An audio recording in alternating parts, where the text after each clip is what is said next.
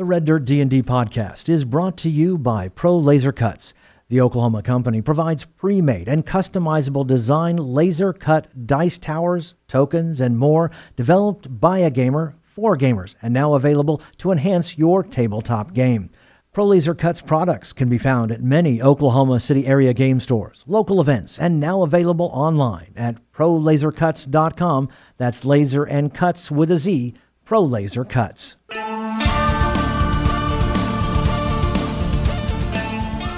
Welcome to Red Dirt D&D. I'm Michael Cross, and I play Gideon Block, a paladin with a tragic past. I'm Kiri Hester, and I play Poppy Tealeaf, a Habbo and Halfling Druid searching for a new life. I'm Johnny Payne, and I play Xonimus, a half-elf rogue with a past he can't seem to escape. I'm Brooke Bullock, and I play Mak'ren Stoneshaper, a young dwarf sorcerer setting out to understand his own arcane gifts. And I'm Ash King, your dungeon master. Join us now for Tales from the Caliban Frontier.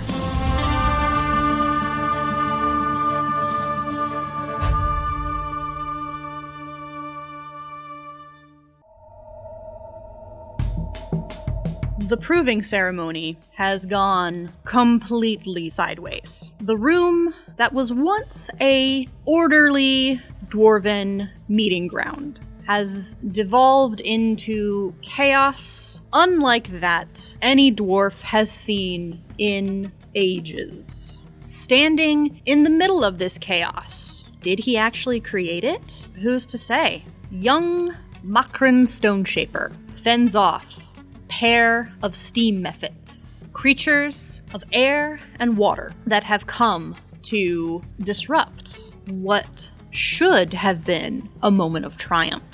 You have just splashed another bit of acid at these two creatures, and they are very, very upset about that. They are going to see if they can breathe in some and get that steam breath recharged. Okay, one of them, he's just sucking air, trying to recharge. Don't quite get it this turn. So instead, they are both going to cast Blur on themselves. So as you're looking at them, you've splashed some acid, you've started to cause them to begin to discombobulate. It's causing their forms to get a little hazy, get a little blurry, so it's getting harder to track them. Any attack roll that you attempt will have disadvantage. What would you like to do, Mak'ren? I take a step forward as if I was going to rush them, and then they start getting all blurry. And so I pause for a moment, and I think about what just happened. Did I cause that? I think. And I try to reconnect to that energy that I felt that caused this whole havoc to begin with. And so I calm myself. My hand drifts down to the pocket on my vest. I feel that connection to the earth. And then out in front of me, if it's clear behind them, I let that wave, that thunderous wave of energy, go back out. Okay. And so casting Thunder Wave, okay, they have to make a con save. Okay. So the first creature only makes a 10. Cool. The other one will make a 17. The second one passes. It was 9 points of damage, so one of them takes all of that, and one of them doesn't. And the one that fails is also pushed back 10 feet. Okay. And again, there's this big kaboom that happens. Yeah, this loud, again, just adding to the further chaos is just that loud peal of thunder, and it echoes throughout the auditorium and out into the stone of the clan works. So if somebody didn't know that something was going on, they know now. So these two little Mephits are once more still going to try and recharge and try to get that steam built up again. One is still working on it. Yeah, they're both still recharging and trying to get that steam built back up so they can let out another scalding breath. But they're both going to come in. They're not built up quite just yet. They're not ready to hit you with the steam breath again. They're just going to come in, and they have these very sharp claws that they're just going to try and slash at you with. Nope, that's only going to be 7 points. And the other one, yep, that's only going to be 4. So, yeah, you're just like wailing your arms above your head to keep them away from your face, and in doing so, just knock their claws back, and they're just kind of circling around you now, looking for that open. So, what would you like to do? As they've come in close like that, Mak'ren, I don't have any weapons, so as they come in close, I just take a swing at them, try to like smash one like a bug. Before you do that, you do hear a voice kind of off to the side. Mak'ren, here! And you see your mother, and she actually pulls up her own hammer that she throws. Okay. And you can catch it. So yes, definitely. You have the family warhammer. Cool. Natural 20! Woo! Yeah. And behind that, as a bonus action, Thunderous Smite. Yes! I love it. Oh my gosh, oh my gosh, oh my gosh. So yeah, double all your dice, boy. The gods are with you. 2 6s and a 5, so that's 17 points of damage. Woo! Double that is like 34 points of damage. Yeah, you just grab this hammer, and it's just okay. My mom gave me a hammer. She helped me. You got this, and you just knock this thing out of the park and knock it into just a puff of a million pieces. It explodes in a cloud of steam, and I need you to make a dex save. Oh man. Because it is scalding steam. Natural 3. Natural 3. Did you see what I did? Did you see? Mak'ren, look out! Okay, ouch. That will be 6 points of fire. Okay. All right. I'm still okay. You're good. And there is one Mephit that remains. So it is going to see if it can, one last chance to try and recharge, build that steam back up, and see if it can just blast it in your face. No, it is still bubbling and broiling. All right, so it is just gonna, again, try and come in and just claws to the face.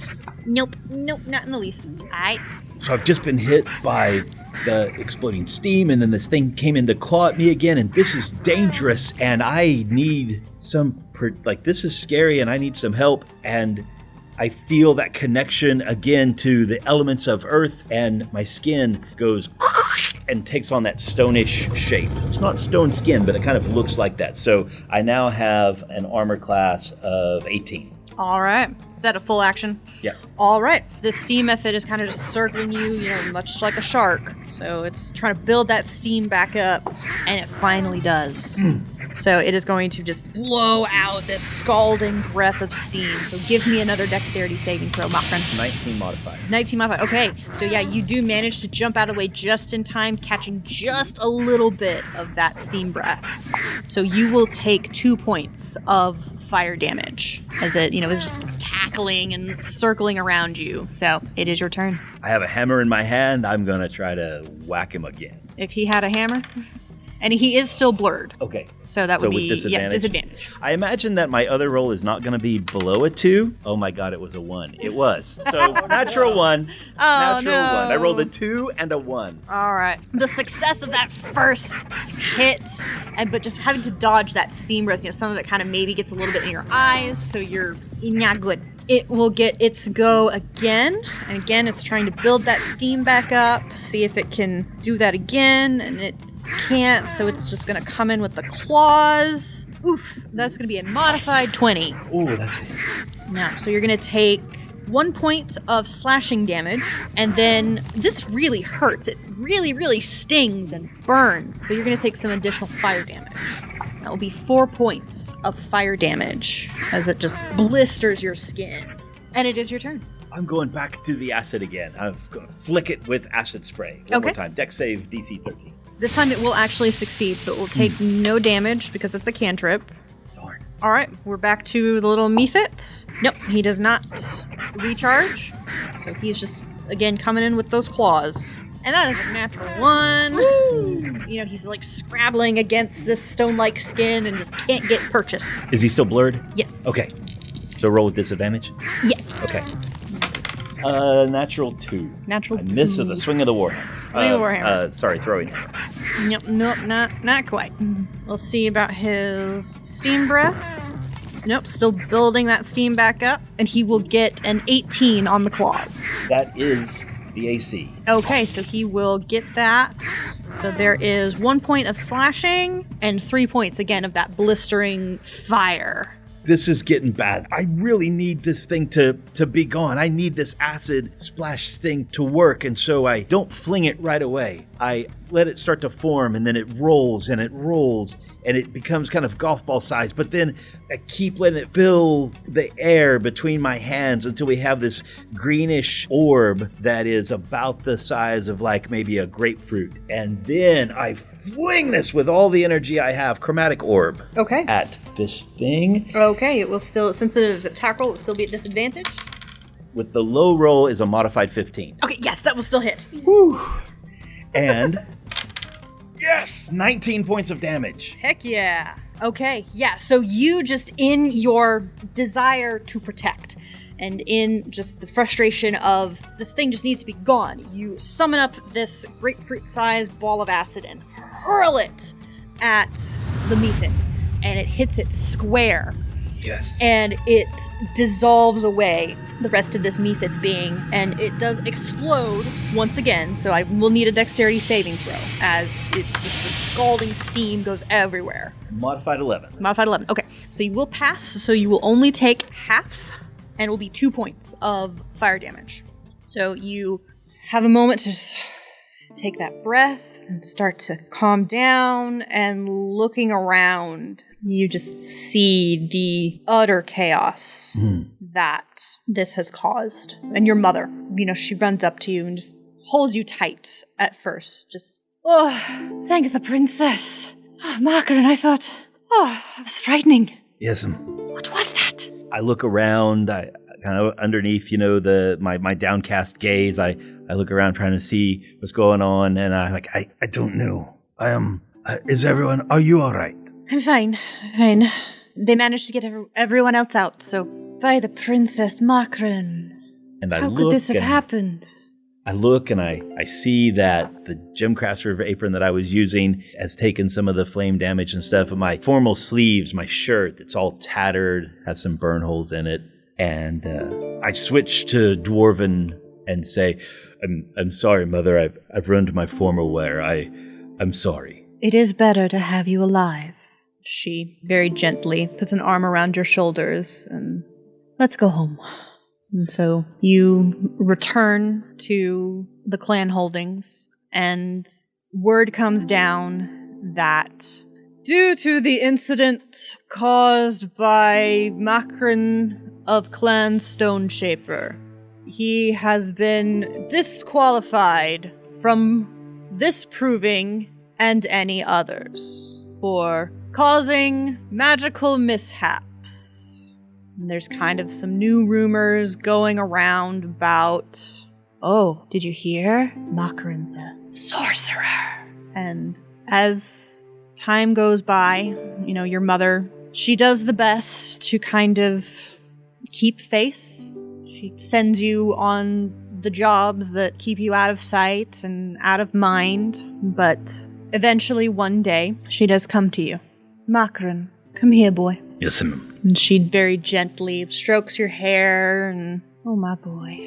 Since the proving, things haven't been easy. It's a mixture of that outcast, you're just not welcome in a lot of places anymore, and just the family does, try to keep you in comfort, but out of sight, out of mind, so you had to deal with that. I look the way the people at the last stop know me now. My hair is slightly disheveled. My beard is short. It looks more like a human beard than maybe a dwarven one. It does have the simple braids and the trinkets woven into it. The rest of my clothes are that of a commoner. They're threadbare. Yeah, it's just one of those things where with the work that you can get, it is in no way beneficial for you to have the finery that you were once in. But your mother very gently strokes your hair and just smooths out some of the wrinkles, on your clothing, and just, I found an opportunity for you, my boy. I take a deep breath, knowing that it's going to be some piddly job down in one of the abandoned areas, or something that no one's ever going to see, but still needs to be crafted. Your uncle, Jacoby. The rail manager? Yes, my boy. He has told me of a job out in the frontier. He's putting a crew together and wants a dwarven representative to go and to assist with making a map. You want me to go? Yes. You think I'm good for this? Yes. I'm searching her face, trying to assess the validity, the truthfulness of this. Yeah, you can give me an insight. 15. You get a sense from her expression, from her voice, her heart hurts for you. She doesn't rightly know, exactly what happened, but she doesn't entirely blame you. And I have never fully revealed that. When people try to ask what happened, it's I don't know. I think it was them varmints. I think it was them things. He's tried to always deflect what it was. And he's tried to keep this gift secret because it's just been trouble. I think that by heading out there, it's a chance for you to prove what you're worth and a chance for us to reclaim some of what we've lost. Yes, I could do that. I'll prove to him. I can do this. Yes, ma'am. Good boy. And she very gently pulls you into probably the first, tight hug that you've had in a Oh, that feels so good. while. That feels so good. It's that strong, there's that strength that all dwarves kind of have, that solidness that you've really missed out on. Yes, I reach in and I fully accept that embrace.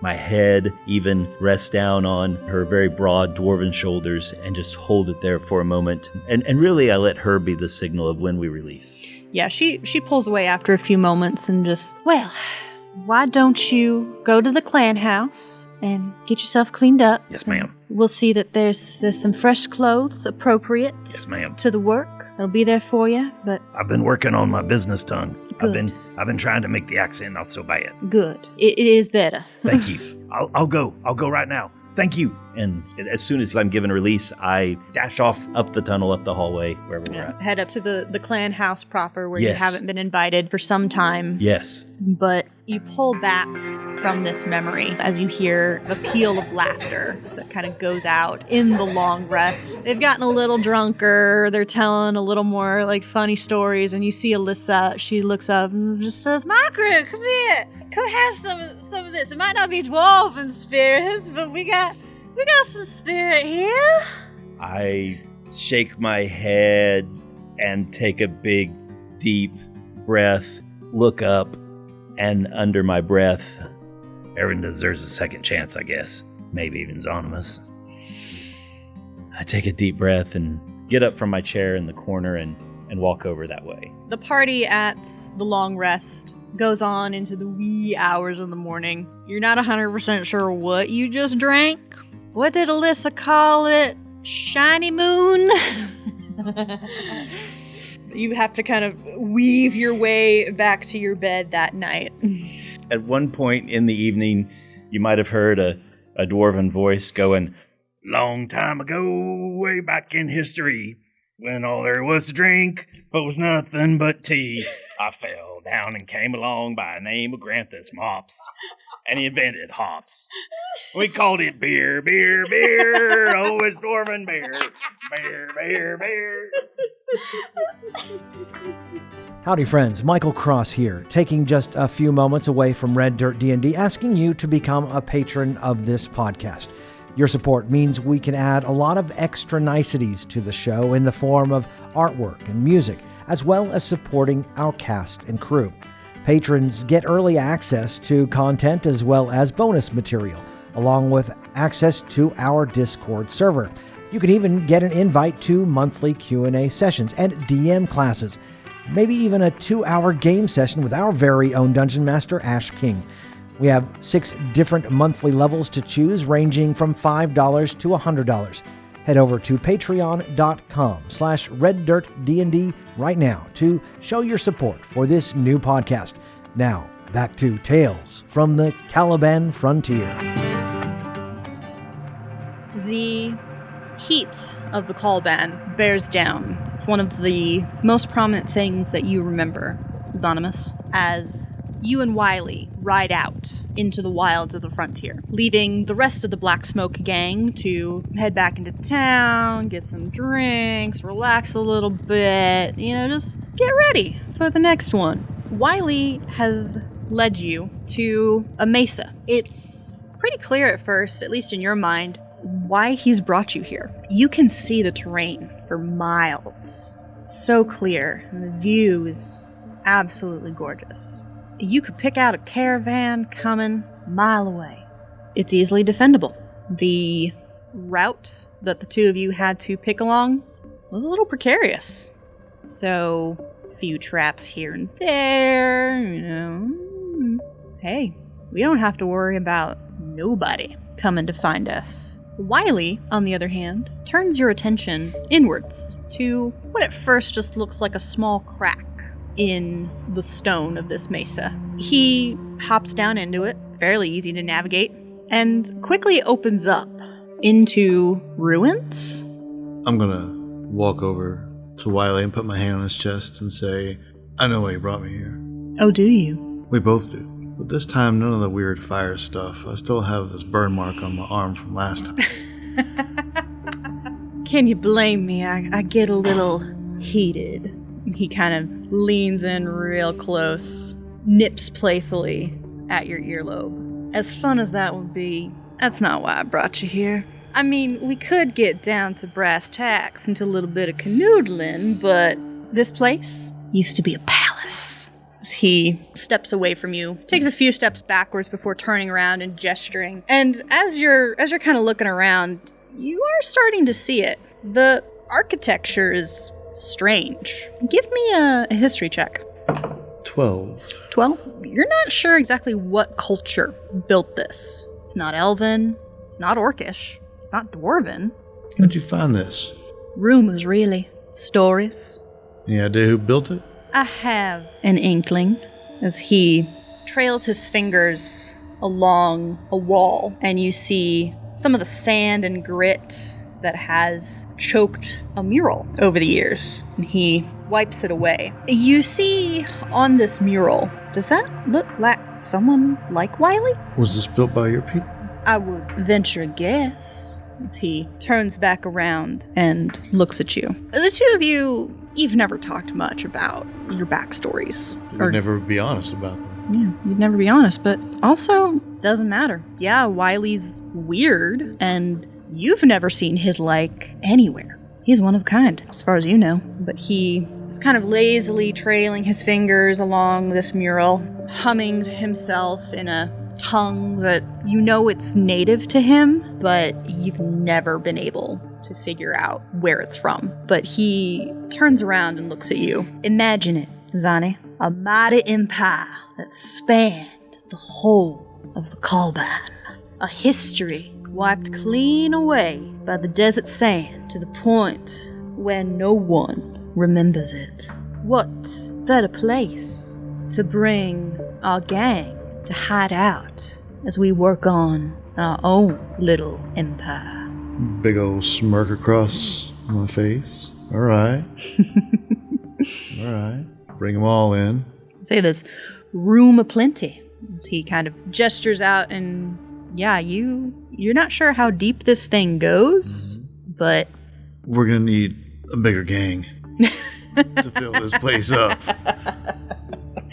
It'll come. I'm just smiling, enjoying this. This is great. Empire. Huh. Yeah, we can do this, you and I. I started looking around, daydreaming. We're here training, we store things here. What's down there? Yeah, we could do this. That's say, no more scraping and scrabbling and listening to people trying to tell us what to do and how to be. No marshals breathing down the back of our necks. None of those pesky silver stars drumming up trouble. You'd never be able to touch us out here. Couldn't even find us. Our own kingdom. He kind of approaches you, and you feel the warmth as he lays against your back, wraps his arms around your chest. I'll put my hands on his arms and take in a breath. How long you want to keep this a secret from the gang? How fast you want to get them in here? I think we deserve a couple of days without them breathing down our necks. Come on, let's go find a spot. I'm going to slip out of his arms, but take his hand Yeah, you do feel that unnatural warmth that he has, and it always burns brighter the more excited he gets. And the two of you begin to kind of head off, and you get a little comfortable, you get a little canoodly, but a sound slowly catches your attention. Did you hear that? Yeah, Wiley's eyes immediately. You can see that there's, especially in the gloom of this place, the light is burning brighter than normal. He kind of looks, yeah, I heard that. He'll pull away and give you a little nod as he pulled his duster to the side, revealing his sidearm. I'm going to bend over and pick up my gun belt and pull my revolver out of the holster. And all of a sudden, in the gloom of these ruins, you spot what looks to be a skeletal warrior with very draconic elements. And this figure kind of steps out of the gloom, and you hear a sound as, these kind of cockerel shells that are hanging off of this creature's armor just looks at you. And then another pops out of the gloom to your side, another behind you, and another, until the two of you are completely surrounded. Smokey? He kind of glances back at you. Let's do what we do best. Roll initiative. 10. Okay. You actually will react first. So, you and Wiley are kind of being surrounded by these tribal warriors that at first glance did seem to be like skeletal, but the longer you look at them, you realize they're actually alive, but they have war paint and have dressed themselves with bones that make them look like skeletons. Okay. And they are closing in quickly on your position. I will fire at the closest one. All right. So that is 14. Okay, yeah, you will clip one in the shoulder. 17 points of damage. Woof. Yeah, so at first it almost seems like these warriors are much more primitive, so they probably haven't seen firearms before. So, yeah, you fire, and you do a massive amount of damage. He doesn't go down just quite yet, but you definitely shock them, and they all kind of leap back a bit. And Wiley lets out a barking laugh. Look at the cowards. Look how these dragons are gonna scramble. And you've always known he's had a weird thing about dragons. Like, hated them, hate their guts. If anyone even mentions Thundercrack, he will pop them.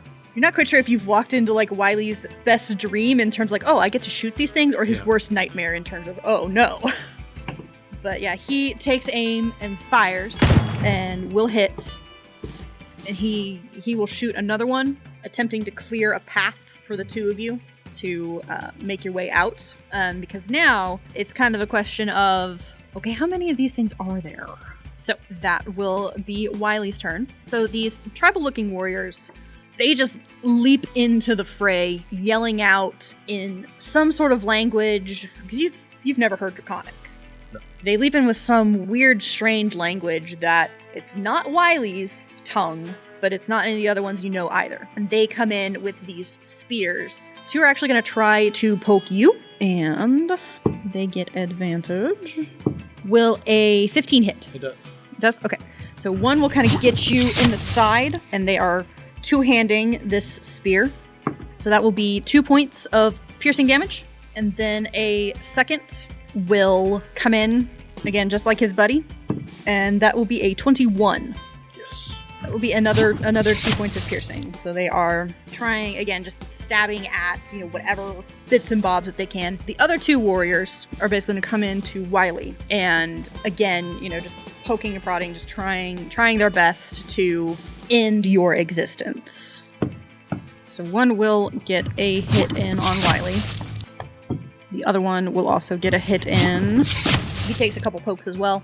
So the two of you are basically forced kind of back to back as you're, trying to fight off of these tribal attackers. And we are back to you. How much have they moved in? They're still at spear's length? No, they're all in melee range because, they've got their spears that they're holding, keeping the two of you exactly where they want you. Okay. They're barking out more orders in this strange language, so you have a feeling that cavalry's coming. Okay, well, I'm going to swing with the sword. Okay. To 1 for 22. That'll hit.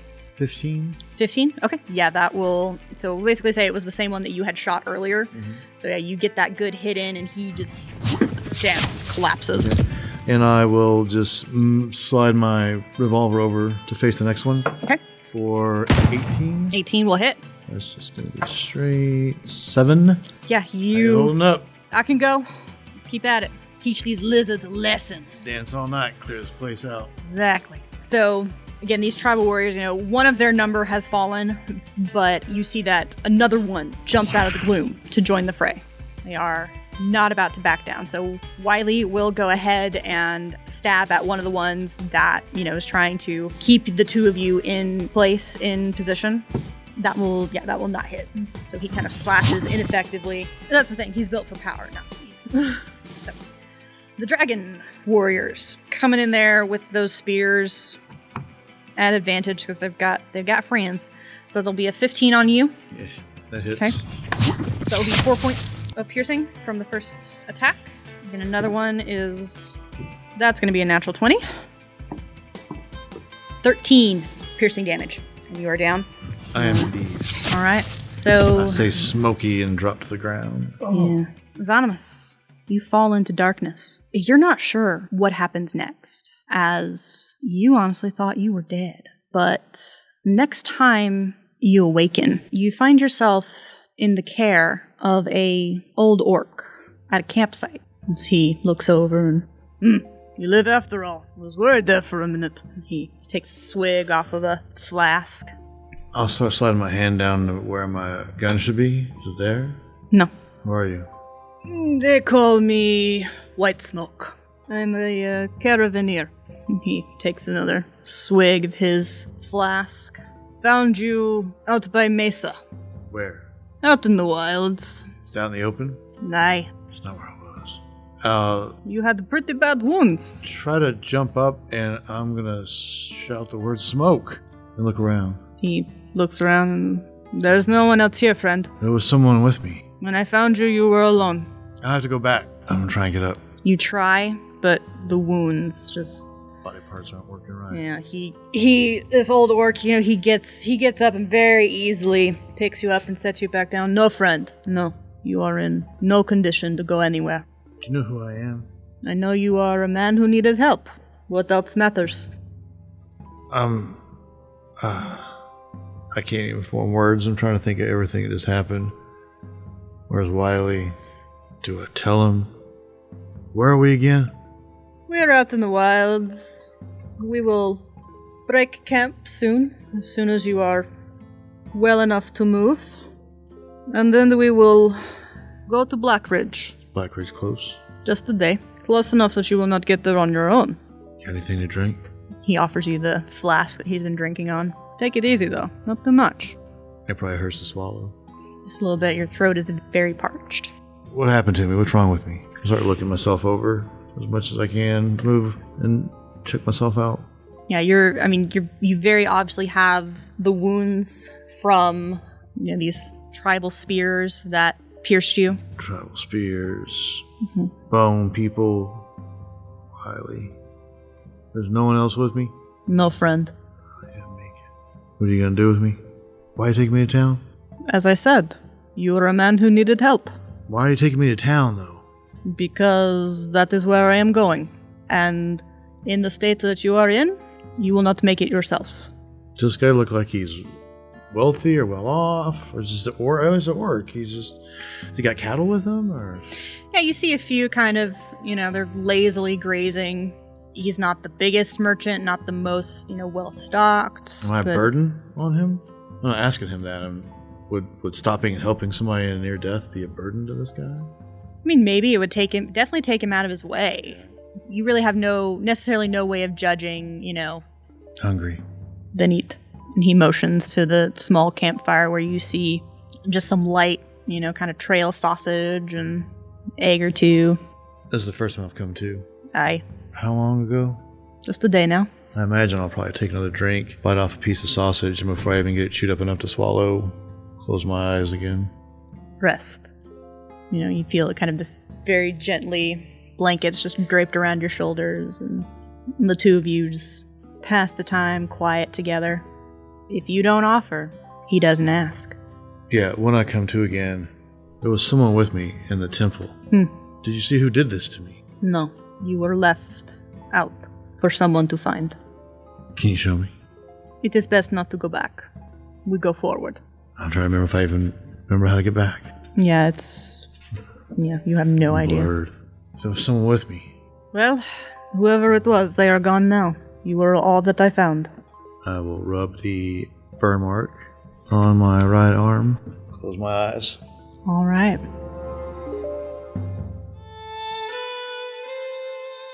Poppy, you have just had the most interesting out-of-body experience. But now it's time to go back. You walk towards that campfire and sit back down next to Yazgash, and you feel a gentle presence next to you, in addition to her. And you see, sitting at this campfire, very quietly, older woman. Features seem to shift as quickly as you can make any sense of them, but you see the prominent tear tracks down the sides of her cheeks as she glances over at you. You were meant for more than this. Never forget that. And she dissipates in a spray of mist. You have to take a few moments to breathe and to settle your consciousness and bring yourself back. But, Poppy, hey, open your eyes, girl. you open your eyes up, give yourself a little shake. Dawn's first light is beginning to creep over the horizon. You've been locked in that vision for an entire night. But opening your eyes, everything feels different. The connection isn't as intense as when Yazgash did whatever that was, but it's there. And you know that if you need it, you can call on it. And Yazgash hands you a water skin, and the taste of the water is fresher than you've ever tasted before. So, what are you going to do now? So I stay where I'm at, but I take my hands and I put them on the ground and I think really hard. Was the mouse real? Or was it an imaginary mouse? And if the mouse was real, did the mouse get eaten? Is he okay? You reach around and you kind of like very quickly, and it's at the speed of thought. So it's like you connected with that mouse, you communed with that mouse, you find that mouse. And it is indeed like as the sun is rising, it's scurrying back into its little burrow. And you feel it kind of bed down in its little nest for the night. And you even get the sense that in that little burrow there's some little mouselings that are just snuggling up to Mama as everything is right with the world. Good, I would have been very sad if that mouse had gotten eaten. I'm going to hand her the water skin. back. No, you keep that. Okay. Cool. I'm gonna... It is a gift. My grandmother gave it to me when I first became a druid. I am giving it to you. I need it no longer. Well, it's just like a water skin, right? It's not like special water. You will find that with this water skin, you will never be without water. Poppy, Yeah. put on your character sheet. You have obtained a decanter of endless water. Sweet. Looks just like a typical water skin, decorated with some orcish tribal design, but it is a decanter of endless water.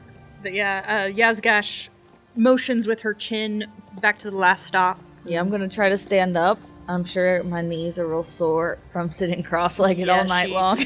She helps pick you up just easily as a kitten. I wonder what Mazaga has got on the pot for breakfast. That just sounds wonderful. Let us go home. And I will go with her. Yes, and with long strides, the two of you head back into town. Gideon, you have had quite the night, and you find yourself just held gently by Riza, and she puts a hand just on your back, just looks at you.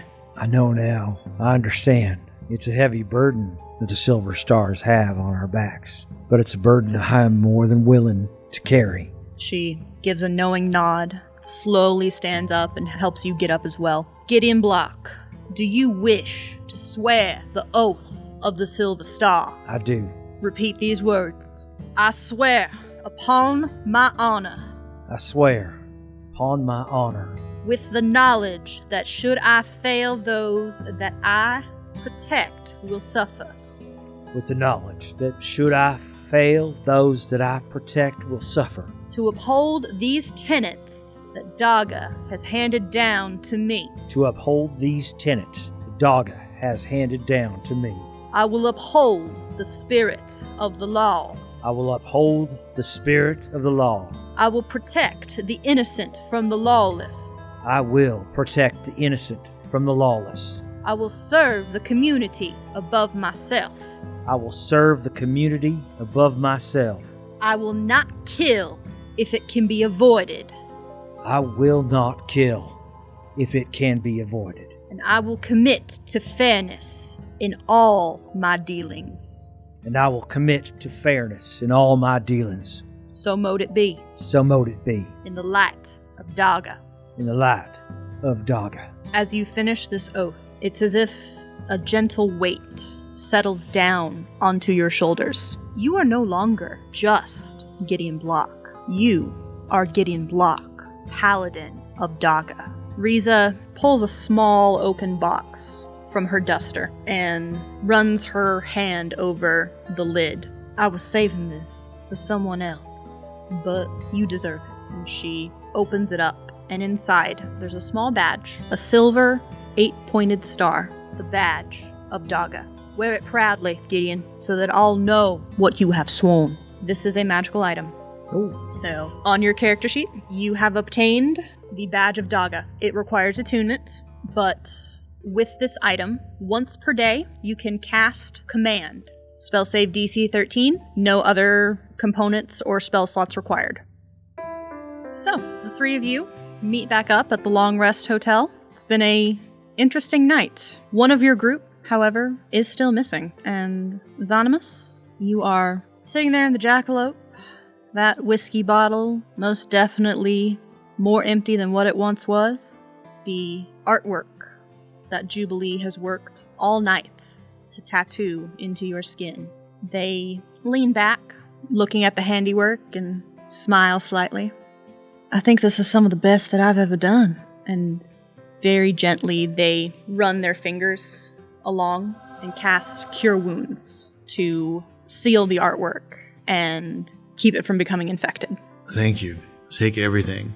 I'll fumble around in my satchel, keep strapped across my chest. A couple things fall out of it. I found a bag of coins and just slide it out on the table and let it spill out. They take, just one or two, pocket them, but slide the rest back to you. No, don't forget for this. And I hold up and shake the mostly empty, disappointingly empty whiskey bottle. They gently kind of come around and just grab your shoulders. And it's on the house. You're too kind. I knew a tiefling once. Oh? Twice, I think. I know a lot of people. Grant, what time is it? I believe it's just come sunup. Damn. I don't know what I'm going to do. Your friends are probably missing you. Probably. Yeah. We might be leaving today or tomorrow or something. So I should, I'm going to go. Sorry. I'm going to set up. Roll my sleeve down on my right arm. Guard arm. And, I'm going to flip my cards over. Mm-hmm. And it's Jack of Diamonds, Queen of Hearts, and a King of Clubs. And I'm just going to look at them and scoop them up and put them with the rest of the cards and say, yeah, I got to catch up to my friends. We got a lot to talk about. Jubilee kind of smirks a little bit and says, oh, you forgot something, and holds out a smaller, thinner deck. I think this fell out your pocket. Was it in my pocket? And I look at my sleeves. I don't do that. I don't cheat. Okay. I don't think these are mine. No, they're yours. Do they look the same as the ones I had? Vaguely. Kinda. Okay. Flip through them. The artwork is not familiar, but there's something about them. They're thrumming with some sort of power. But you head out, make your way, stumbling, as Gideon, you're making your way up the street. Poppy, you're slowly making your way, and you see two of your companions. So the three of you all out on the main street, and stumbling down from the long rest, you see a familiar dwarf. Good God, it's bright today. Yeah. The night has been long and not all that restful, but things have changed, and it is yet to be seen exactly how things have changed. But we'll find out in the next time from Tales from the Calaban Frontier.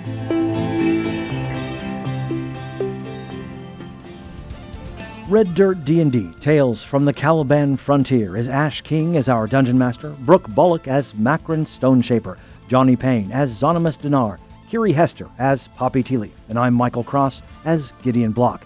Our sound producer is Mark Coughran. Our theme music was created by the cinemagician P.J. Castillo. Our incidental music comes from Jeffrey McBride. Our sound effects and additional music courtesy of tabletopaudio.com. We here at Red Dirt D&D could really use your help in getting the word out about us. If you like what you've heard, make sure and subscribe, rate us, and leave a comment. Also, tell your friends about Red Dirt D&D and share us on social media. You can find us on Facebook, Twitter, and reddirtdnd.com. You can also support the show at patreon.com/reddirtdnd. We have several giving levels to help us grow up big and strong. Join us next time as we go deeper into the Calaban Frontier.